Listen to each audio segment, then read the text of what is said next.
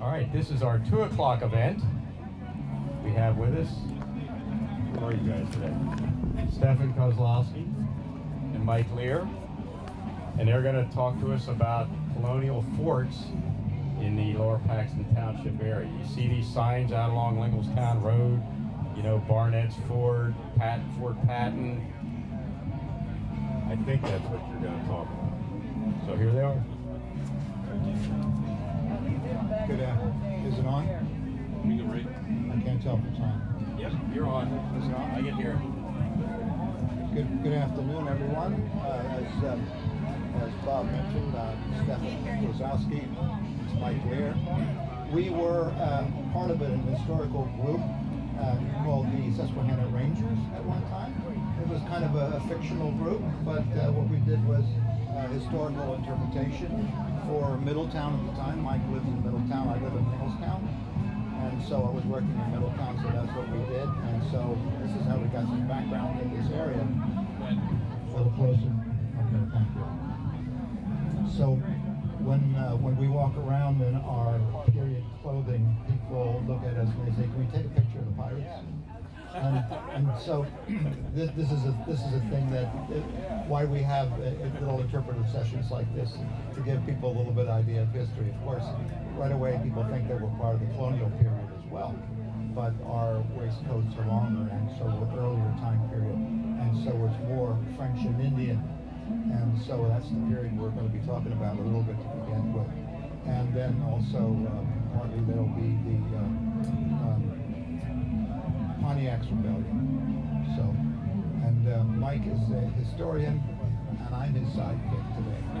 So, Mike, to begin. So I'm going to talk a little bit in general terms about what rain. So I don't know if this. You need that to make it sound in here. That's for the recording. Oh, okay.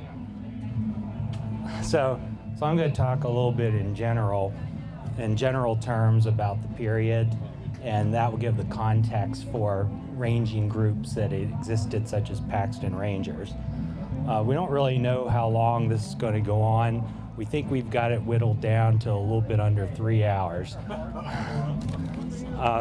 So first question is, the title of our talk is Rangers and Forts on the Pennsylvania Frontier. And so the first question is, what exactly are Rangers? And in Pennsylvania, during the French and Indian War, this is a little bit different than the famous Rogers Rangers that you may have heard of later in the period that operate up in New York State. The Pennsylvania Rangers are more properly known perhaps as ranging companies or independent companies. And they were formed for defensive purposes to patrol or range along the frontier line. The British settled area of Pennsylvania encompassed the southeastern part of the state, and there was Delaware Indians lived in this area, and in western Pennsylvania there were Shawnees, displaced Iroquois, and other Delaware Indians. And then the French had started to make inroads into western Pennsylvania, the western part of what's now Pennsylvania. And so the Rangers, their role was to guard the settled areas along the frontier. So there was a series of different fortified posts that had been created, and their role was to patrol between the posts along the mountain passes to prevent French and Indian raids on the settlements. And so that's the general background of what Rangers were. And do you have something? Yeah, I just wanted to say that he mentioned that the Shawnees were up here, and actually, this is a map of 1753 and early 1600s. It was interesting because the Indian names were actually connected with the rivers. You had the Delawares over here, which were the Lenni and Lenape. The Susquehannocks were in the middle, and also the Conestogas. And then on this end of the state, you had the Monongahela's. So what happened over time is that with a number of the treaties, a lot of the Indians were moved away. And so the Shawnees that come up from Maryland ended up over in the western part of the state, so forth. And I don't know if I'm consistently being heard on this microphone. I think I gotta hold it up pretty close.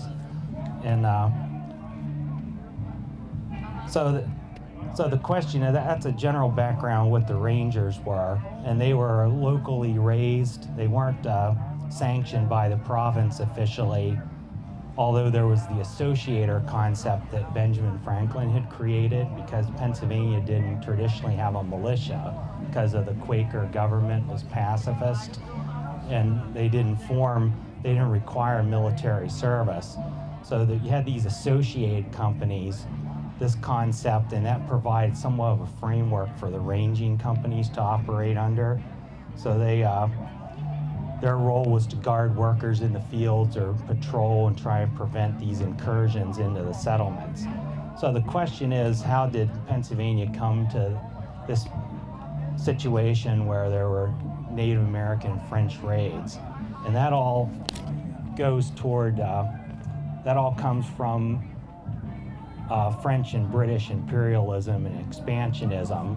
And France and Britain had fought a series of colonial wars since the 1600s in North America over territory and over influence over the native tribes. So so this map shows, the British settlements along the coast, the French settlements in Canada and the Mississippi Valley. And so the immediate cause of the French and Indian War was in the early 1750s. The French decided that it would be easier to get to their settlements in New Orleans and Louisiana if they, instead of having to go out to Detroit and work their way down, if they formed a shortcut through western Pennsylvania. So from Canada, they started to fortify a series of posts, started to build forts between Lake Erie and the forks of the Ohio River, which is the Pittsburgh area today, and built a series of forts. At the same time, the British, the Virginians in particular, were interested in this territory for land speculation and for trade with the native groups. So both parties started to have conflicts in the early 1750s over this territory. And so the immediate impetus was the governor of Virginia sent George Washington out to expel the French from the forks of the Ohio in 1754. And then that resulted in armed conflict. And you may have heard of Fort Necessity, was where Washington fell back and built a fort to defend himself from the French. But he had to surrender that fort in July 1754. So the following year, the British government sent troops over from Britain, and that was called the Braddock Expedition. So their goal, moving from Alexandria, Virginia, they marched in force on the Ohio country to expel the French from the territory. And meanwhile, both sides would try to ally with Indian tribes. The French were mostly allied with the Delawares and the Shawnee, and the western Iroquois tribes, the eastern Iroquois tribes and the Cherokees from the Carolinas were allied with the British. And so each side the Indians would kind of go with whoever was giving them a better deal at the time, not that they had any great affinity for either empire. And so the Braddock Expedition in July 1755 attempted to expel the French from this territory, but met a disastrous defeat. If you've heard of that Battle of Monongahela, July 9th, 1755. So the British were decisively defeated and retreated out of western Pennsylvania and abandoned the Pennsylvania, and that resulted in a power vacuum where there was no defense for Pennsylvania. And because hostilities had increased, Pennsylvania was left defenseless. And so then the French and Indians started to raid English settlements, starting with Penn's Creek near Selins Grove in October 1755, the Big Cove and Little Cove in what is today Fulton County in November 1755. So that created a very tense and dangerous situation in Pennsylvania.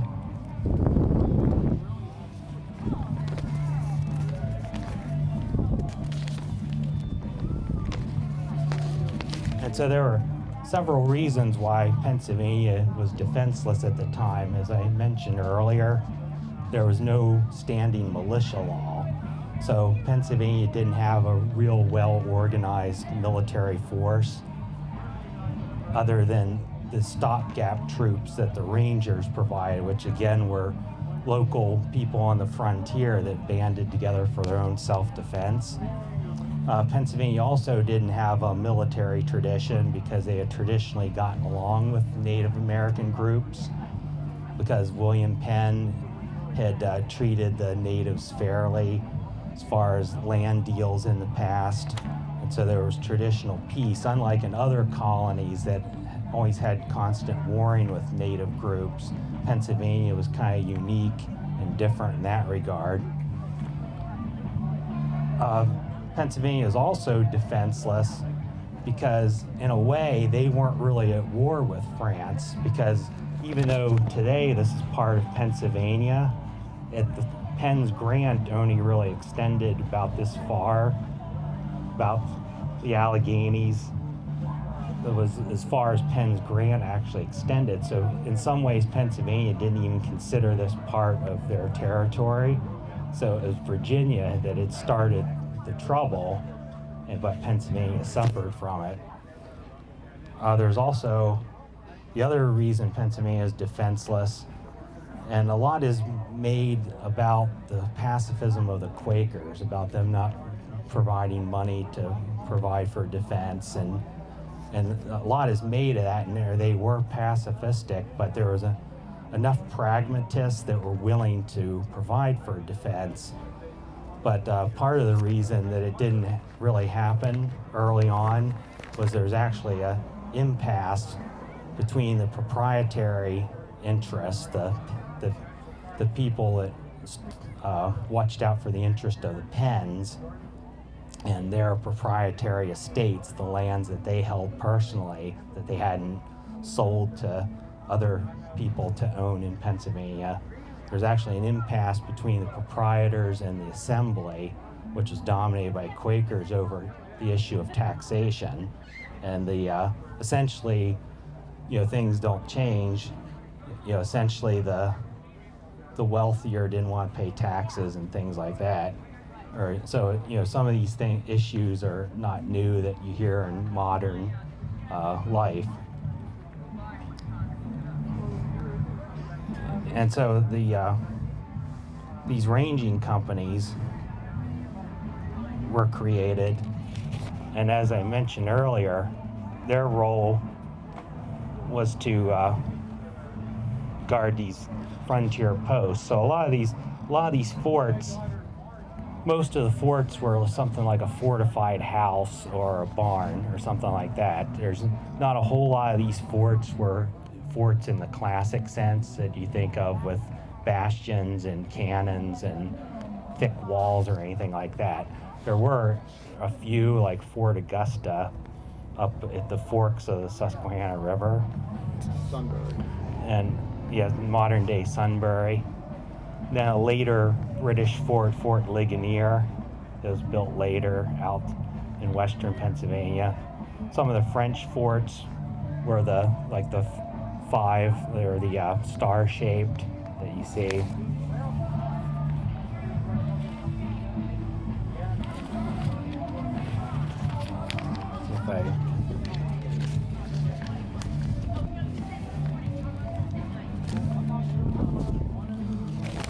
So this chain of forts, the closest ones in our area was Fort Hunter's Fort.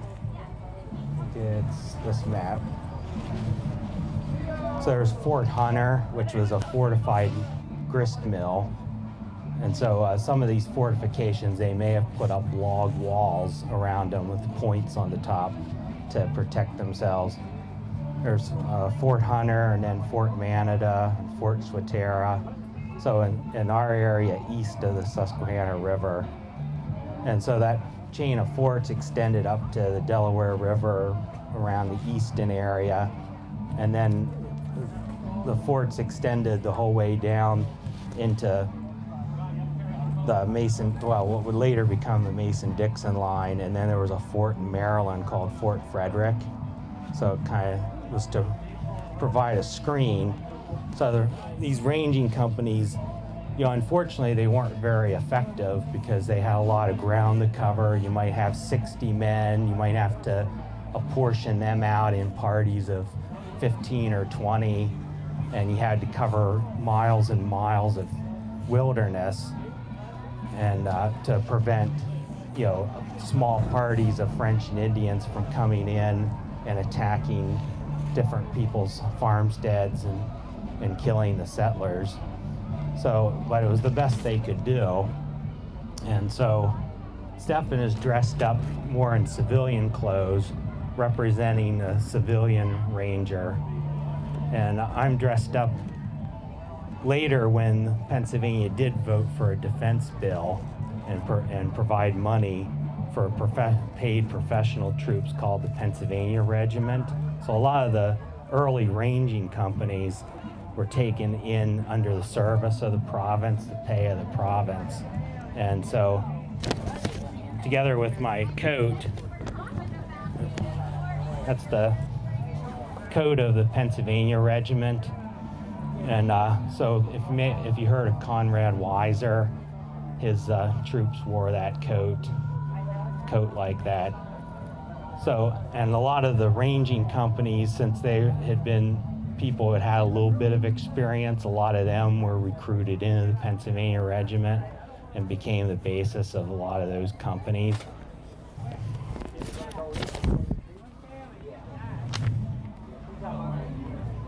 And then and in this coat, the buttons can be reversed. In other words, if you open up all the buttons, you can just completely close it in for the winter time. I'll show it to you. And Mike made it. And then some of the forts, I don't know if you've heard of any of these forts, like down west of Chambersburg, which was then Cumberland County, was a fort called Fort Loudon. Then there's a fort called Fort Littleton. There's a Fort Ligonier. There was a later British fort when the British tried again in 1758 to take the French Fort Duquesne out in what's now Pittsburgh. A lot of these forts were named either over the local owner of that property, or some of them were named after British government officials. Like Fort Loudon was named after the Earl of Loudon, who was a later British commander in North America. Fort Littleton was named after the Chancellor of the Exchequer. Fort Augusta was named after, I believe, the wife of George II, who was the King of Great Britain, and of course, Pennsylvania being a British colony. And so anyway, this situation of trying your best to patrol along the frontier forts and range and try to protect the settlers, that continued from the fall of 1755 until 1758, when a British general named Forbes made another attempt to take Fort Duquesne in western Pennsylvania. And instead of the original Braddock expedition came out of Virginia, but this expedition came from Philadelphia and left from Harris's Ferry and Carlisle Fort, and then worked their way out, building a road along the way. And then you had a fort in Bedford. There was a Fort Bedford, and then there was a Fort Ligonier, and those were points to fall back to in case they got defeated by the French, so they wouldn't have to retreat entirely out of the state like had happened in the Braddock expedition. So finally, peace came about 1758 to Pennsylvania. I like some of these names they have for things. There was the Friendly Association for the Regainment of Peace with the Indians by Pacific Means that was responsible for formulating peace with the Indians after the British drove the French out, because, among other things going on, the French were being pressed in other colonies, like in New York colony, and eventually the British attacked Quebec and Montreal, and so the war was over. The French and Indian War, the North American portion of what was called the 7 Years' War, was over by 1760. And so you had this, the war was over, but then, and this is the part where the Paxton Rangers come in, you had peace until what was known as Pontiac's Rebellion. So by 1763, relations with the Indians had deteriorated between the Indians and the British, partly because the British didn't have to play nice to gain their favor, since they didn't need them to help them against the French. So the British started to be not as fair dealing. There was more westward expansion driving Indians out of their lands.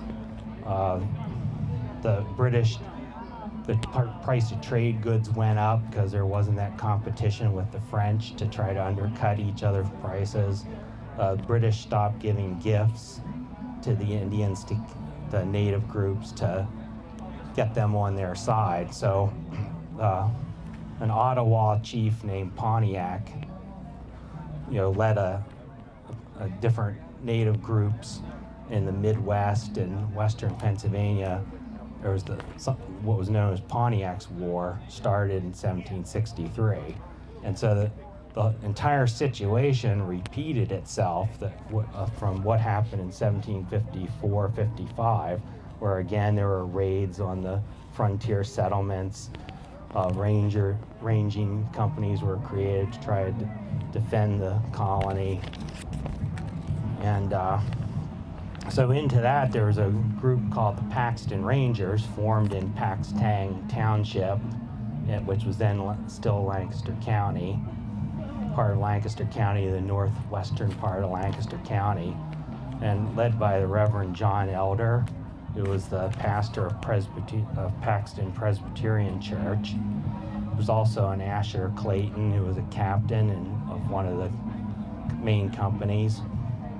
So the Paxton Rangers, and by then these men had experience from having served in the French and Indian War, so they're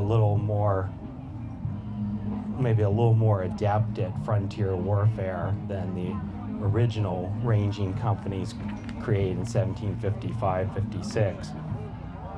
So there was a famous massacre and this is different from the one that happened in the American Revolution, but there was a famous massacre of a settlement up in the Wyoming Valley, and the Paxton Rangers were trying to intercept the culprits, discover the culprits of that massacre of English settlers, and were frustrated in their attempts to do so. Meanwhile, the Conestoga Indians, which is a remnant of the Susquehannock Indians, they lived under the legal protection of the province in Conestoga Manor in Lancaster County, and so this is where the Conestoga Indian Massacre and the Paxton Boys comes into play. And so in December of 1763, partly as a venting of frustration, because once again the Quaker government was accused of not providing for defense and being indifferent to frontier settlers. So partly in frustration, and the peaceful Conestoga Indians were attacked in their village in December of 1763, and six were killed, and the remaining 14 were put in protective custody in the prison in Lancaster City. And so the Paxton boys had been responsible for the initial killing of the Indians, and then that was December 14th, 1763, and then December 27th, the Paxton boys attacked the prison and killed the remaining 14 Conestoga Indians. And the modern historians kind of believe that there's a little bit of quiet acceptance that this was going to happen. It's unclear. It's considered that the Paxton boys weren't one and the same with the Paxton Rangers, but there's also good evidence to suggest that there were some Paxton Rangers may have been involved, or like a tacit approval of the raid on the Conestogas. The Conestogas had been blamed for providing information to hostile Native groups. Had also been accused of harboring some outsiders from their immediate tribe that were suspicious. And as a result of this raid, in the immediate aftermath of this raid, settlers from Paxton Township marched on Philadelphia with a list of grievances for the province. And they included underrepresentation in the legislature and a lack of protection for the frontier settlers. And they blamed the Quakers for these troubles. And the outcome of all this was that the Reverend John Elder, whether it wasn't directly proven if he had foreknowledge of this attack or anything, but he was dismissed as commander of the Paxton Rangers. The governor, John Penn, didn't really pursue anyone and prosecute anyone for the crime. And seemed to be, modern historians believe that there's a convincing cover-up and silence over this crime. And another result of this was it broke in the elections, the Scots-Irish, who had these grievances over lack of representation.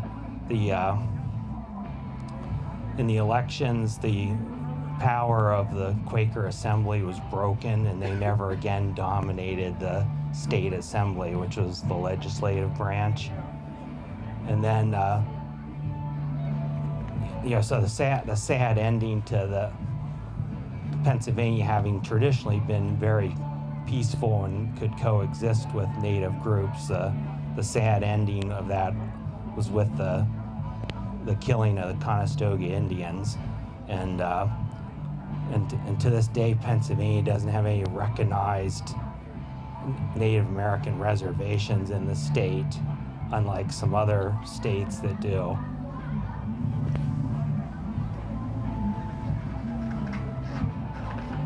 And so I think that's about all I have for that, if anybody has any questions.